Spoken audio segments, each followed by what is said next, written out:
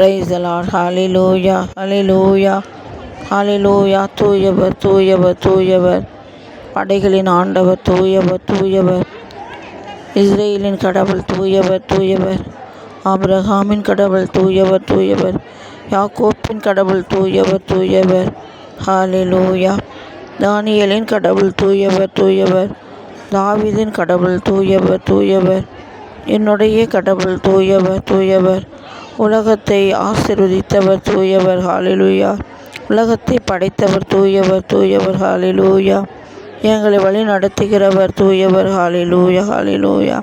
எங்கள் மீது இரக்கம் கொள்கிறவர் தூயவர். ஹalleluya. ஹalleluya. எங்கள் குற்றங்களை பாவங்களை எல்லாம் மன்னிக்கிறவர் தூயவர் தூயவர். ஹalleluya. நன்றி அப்பா, நன்றி இயேசு. உம் திரு நாமத்தை துதிக்கிறோம். உம் திரு வசனத்தை நாங்கள் ஆராதிக்கிறோம். உம் வார்த்தையின் வல்லமைகளை நாங்கள் அப்பா நான் உம்மை துதித்து போற்றுகிறோம் ஐயா. உம்முடைய வசனத்தின் வல்லமைகள் உலகம் முழுவதும் ஆளுகை செய்கிறது. நாங்கள் கூறும் செய்தி உலகம் எங்கும் சென்றடைகிறது. நாங்கள் கூறும் அறிக்கை உலகின் கடை எல்லை வரையும் சென்றடைகிறது. ரோமையர் 10:16 கூறுகிறபடி இப்போது அப்பா உம்மை நோக்கி கூப்புகிற சத்தம் உம்முடைய செவிகளில் கேட்கிறது. ஆண்டவருக்கு அஞ்சி நடக்கிற பிள்ளைகள் இருவர் உரையாடி கொண்டிருக்கும்போது ஆண்டவரும் உன்னிப்பாய் கேட்டார். நீர் எங்கள் குரலை கேட்கிறவர் என்று மலாக்கி 3:16 சொல்கிறது. கேட்கிறவராயிருக்கிறேன். நன்றி. விண்ணப்பத்தை கேட்பவர், புறக்கணிக்காத கடவுள், ஆசீர்வதிக்கிறவர், பலப்படுத்துகிறவர், ஆறுதல் தருகிறவர், நெருக்கடி நேரத்தில் உதவி செய்கிறவர், தேற்றுகிறவர், கற்றுக் கொடுப்பவர், துணையாளரே, நிறை உண்மையை நோக்கி வழி நடத்துகிறவரே, சாரோனின் ரோஜாவே, லீலிகளின் புஷ்பமே, 10,000 சிறந்தவரே, மெய் துதிக்கிறோம். ஹalleluya. ஹalleluya. ஹalleluya. 7 குத்து விளக்குகள் மத்தியில் உலாவிக் கொண்டிருக்கிறவரே தூயவரே. ஹalleluya. 7 முத்திரைகளை உடைக்க தகுதி பெற்றவர் தூயவர். ஹalleluya. ஹalleluya. குடும்பங்களை ஆசீர்வதிக்கிறவரே. ஹalleluya. விவசாயிகளெல்லாம் ஆசீர்வதித்து கால்நடைகளெல்லாம் ஆசீர்வதிக்கிறவரே தூயவரே தூயவரே தூயவரே தூயவரே. ஹalleluya. ஹalleluya.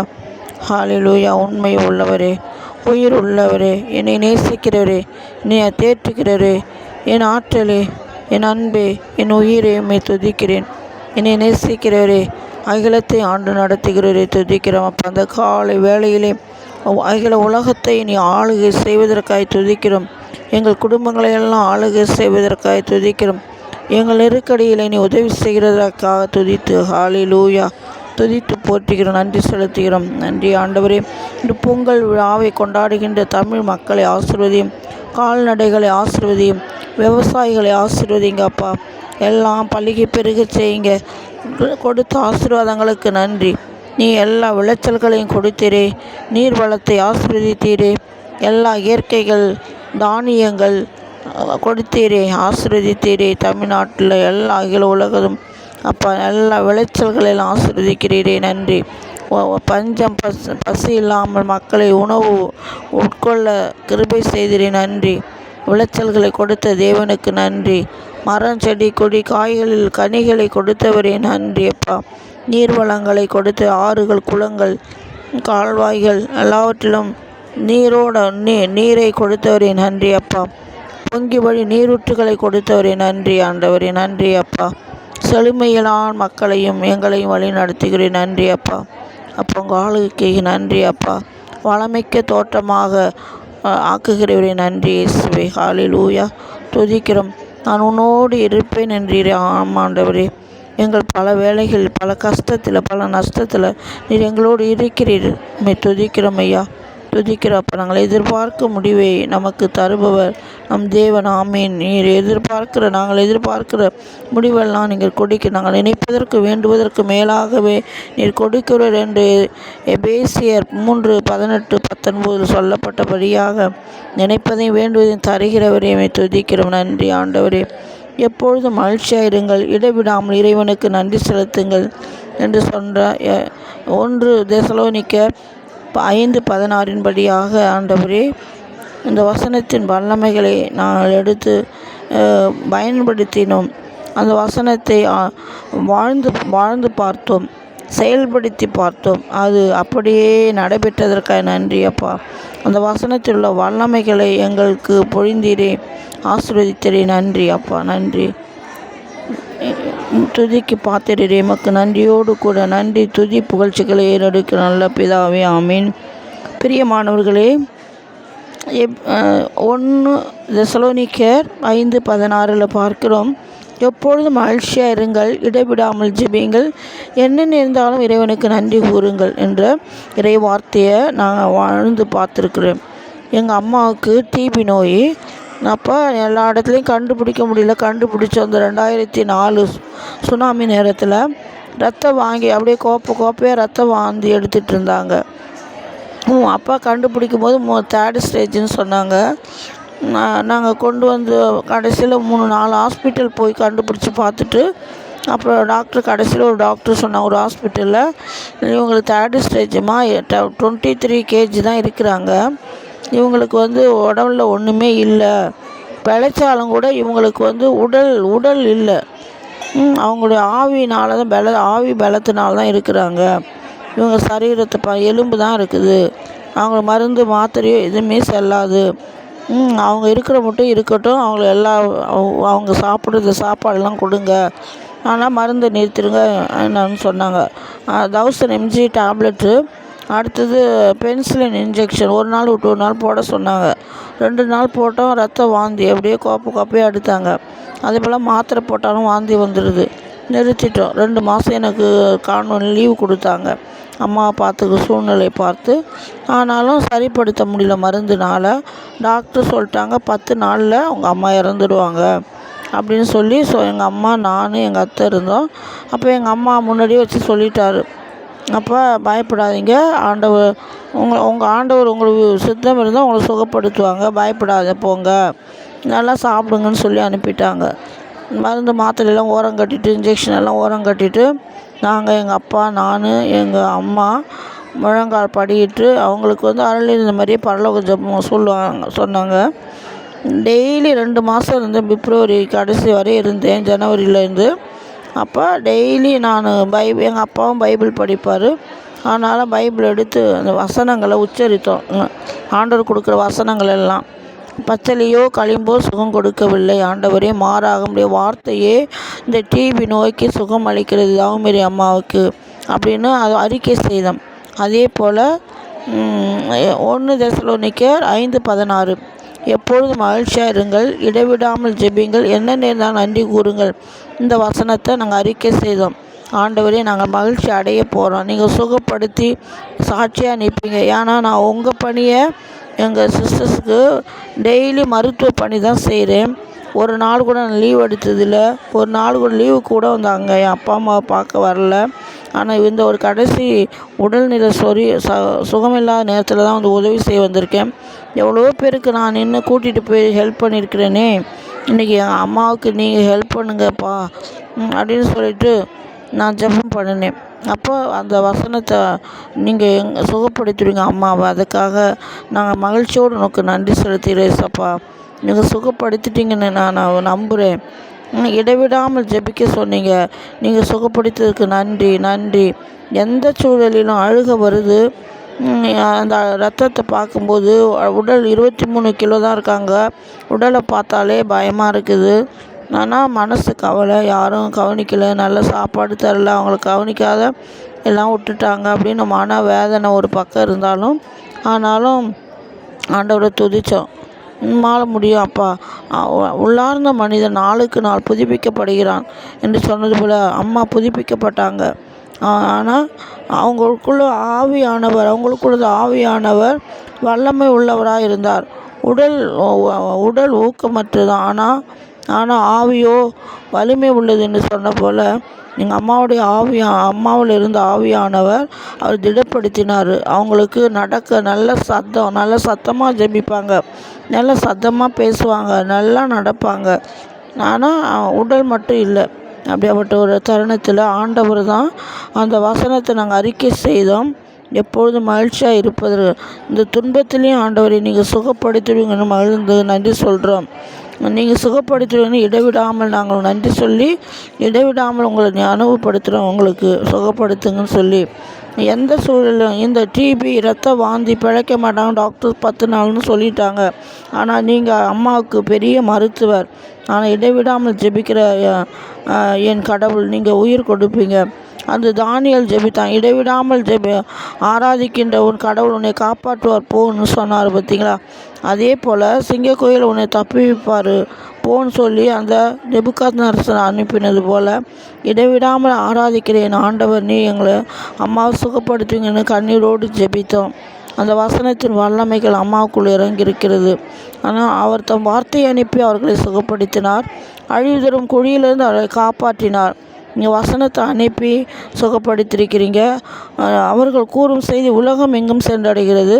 அவர்கள் அறிக்கை உலகின் கடையெல்லை வரையை எட்டுகிறதுன்னு சொல்லியிருக்கிறீங்க. நாங்கள் கூறுகிற செய்தி, நாங்கள் ஜெபித்த ஜெபம், எங்கள் கண்ணீரெல்லாம் உலகம் அங்கும் சென்றடைந்திருக்கிறது. உங்கள் பாதத்துக்கு வந்திருக்கிறது. நீங்கள் கண்டிப்பாக சுகப்படுத்திடுவீங்க அப்படின்னு நம்பிக்கையோடு ஜெபித்தோம். நான் உங்கள் பணியை தான் செய்தேன். நீங்கள் எனக்கு கண்டிப்பாக உதவி செய்வீங்கன்னு எனக்கு தெரியும்ப்பா அப்படின்னு நன்றி சொன்னோம். பச்சளையோ களிம்போ சுகம் கொடுக்கலனா தவமெருக்கி உங்கள் வார்த்தை தான் சுகமளிக்கிறது என்று விசுவாசத்தோடு சொன்னோம். அந்த வார்த்தையுடைய வல்லமைகளை நாங்கள் எடுத்து சாப்பிட்டோம். இந்த சுருளேட்டு எடுத்து திண்டுவிடு, உன் வாயில் இனிக்கும், வயிற்றில் கசக்கும் அப்படின்னு சொன்னது. அந்த வசனங்களை நாங்கள் அறிக்கை செய்தோம். அம்மா அப்பா நாங்கள் 3 பேர் நான் சொல்ல அவங்க சொன்னாங்க. அந்த வசனம் அவங்க வயிற்றை நிரப்பிச்சு. நிறைய வசனங்கள் இப்படி சொன்னோம்.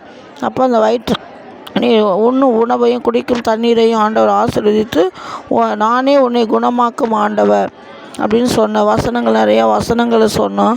அப்போ வயிற்றில் உள்ள பெருங்குடல் பிரச்சனைகள், ஜீரணரி பிரச்சனைகள் சம்பந்தம், டிபி பிரச்சனைகள், நுரையீரல் சம்பந்தம், சுவாச மண்டல பிரச்சனைகள், இருதய சம்பந்த பிரச்சனைகள், மைண்டில் உள்ள சிறுமூளை பெருமூளையில் பயங்கள், பதட்டங்கள் அனைத்தையும் நான் எங்கே இறந்துடுவானோ என்ற மரண பயத்திலிருந்து எல்லாற்றையும் ஆவி ஆத்மா சரீரம் முழுவதையும் சுகப்படுத்தி இருக்கிறார் ஆண்டவர்.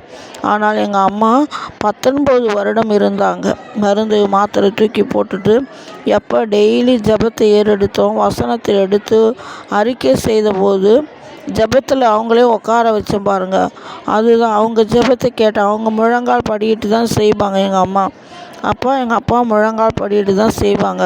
முழங்கால் படிக்கிட்டு செய்கிற ஜெபத்தை கேட்ட கடவுள், அவங்க அவங்கெல்லாம் ரொம்ப இன்னசென்ட் போல், அவங்களுக்கு படிப்பறிவு இல்லாட்டியும் ஆனால் ஆண்டவர் மேலே அன்பு, அவங்க மேலே இரக்கம் கொண்டு நீங்கள் சுகப்படுத்துங்க ஆண்டவரேன்னு ஜெபிச்சிருக்காங்க.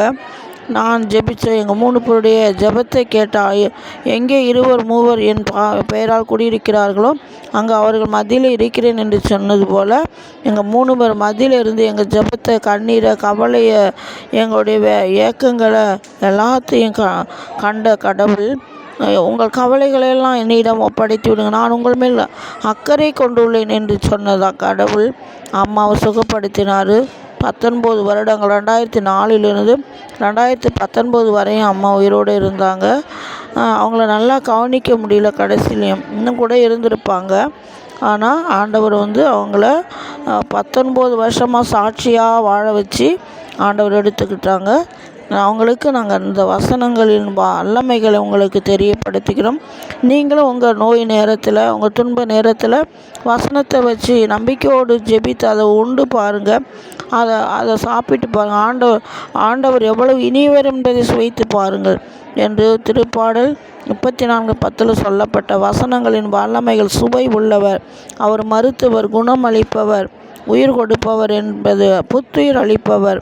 அவர் மரண இருளின் பள்ளத்தாக்கில் நடக்க நேர்ந்தாலும் எத்தீங்கிற்கும் நான் பயப்படேன். எனது கோலும் நெடுங்கடி உன்னை தேற்றும். அவருடைய வார்த்தை தேற்றியது. அவர் வார்த்தை என்னுடைய வல்லமை இறங்கி வந்தது. வார்த்தை மனிதனானவர் அம்மாவுடைய குடிகொண்டார். அவருடைய மகிழ்ச்சியை நாங்கள் கண்டோம். வார்த்தையானவர் வல்லமை உள்ளவர், வார்த்தையானவர் உயிர் உள்ளவர், வார்த்தையானவர் இருபுறமும் வெட்டக்கூடிய கூர்மையான வாளை போன்றவர் என்பதை தெரிந்து கொண்டோம். மச்சைகளையும் எலும்புகளையும் ஊடுருவி சென்றவர் என்பதை உணர்ந்து கொண்டேன். அவர் மனிதனுடைய உள் ஆழங்களையும் அறிந்தவர் என்பதை நான் உணர்ந்து கொண்டேன். அவர் சுகம் கொடுப்பவர் என்று எனக்கு தெரிஞ்சிருச்சு. ஜெபிக்கும் போதே எனக்கு ஆண்டவர் சுகப்படுத்திடுவார் அம்மாவை அப்படின்னு 2 நாளுக்குள்ளேயே அவங்களுடைய ஆக்டிவிட்டீஸ் எல்லாம் மாறிச்சு. முதல் நாளே முகம் மாறிச்சு. ஜெபத்தில் அழுகையோடு ஜெபித்தான். அந்த அழுகையுடைய கண்ணீருக்கு ரொம்ப வல்லமை உண்டு என்பதை எனக்கு தெரியும். அந்த அழுகையினால் அந்த கண்ணீர் 3 பேருடைய கண்ணீரும் எங்களுடைய தோற்பை நிரம்பப்பட்டிருக்கும். ஆண்டவர் சுகப்படுத்தி 19 வருஷங்களை சுகப்படுத்தி ஆண்டவருக்கு நன்றி செலுத்தி இயேசுவின் நாமத்தை சொல்லி ஜெபிக்கிற யாவரும் மீட்படைவார்கள். அவருடைய திருநாமத்திற்கு வல்லமை உண்டு என்பதை நன்றியோடு கூட உங்களோடு இந்த சாட்சிகளை தெரிவித்து, நீங்களும் வசனத்தின் வல்லமைகளை உண்ணுங்கள், சுகம் பெறுவீர்கள், நலம் பெறுவீர்கள், வெற்றி பெறுவீர்கள். உங்கள் தேவைகள், உங்கள் தடைகள் எல்லாம் உடைக்கப்பட்டு நீங்கள் சாட்சிகளாக நிற்பீர்கள். ஆமீன். இயேசுவே நன்றி செலுத்துகிறேன் ராஜா. நீர் சுகப்படுத்தி இத்தனை ஆண்டுகள் அம்மாவை எனக்கு கொடுத்ததற்கு நன்றி ராஜா. இந்த வசனத்தினுடைய அணுக்கள் உயிர் இருக்கிறது, ஆற்றல் உள்ளது, கருக்கு வாய்ந்தது, இருபுறமும் வெட்டக்கூடிய எந்த வாளிலும் கூர்மையானது, ஆவியையும் ஆன்மாவையும் பிரிக்கும் அளவுக்கு ஊடுருவக்கூடியது என்பதை வசனத்தின் வல்லமைகள் எனக்கு உணர்த்தியதற்காக நன்றி. இதே போன்று அனைவரும் உம்முடைய வார்த்தையின் வசனங்களை உணர்ந்தவர்களாக அதை பயன்படுத்தக்கூடியவர்களாக இருக்கும்படியாக நான் ஜெபிக்கிறேன். அவர்களை ஆசீர்வதிக்கும்படியாக நானும் அவர்களுக்காக ஒப்பு கொடுத்து ஜெபிக்கிறப்பா. இப்போது அம்மாவுடைய நித்திய இளைப்பாற்றிக்காக கூட ஜெபித்து கொள்ளுங்க. வசனத்தை நீங்கள் கையாண்டு பாருங்கள், எடுத்து அதை சாப்பிட்டு பாருங்கள். அந்த வசனம் வாழ்விக்கும். Praise the Lord. இயேசுவுக்கே புகழ். நன்றி.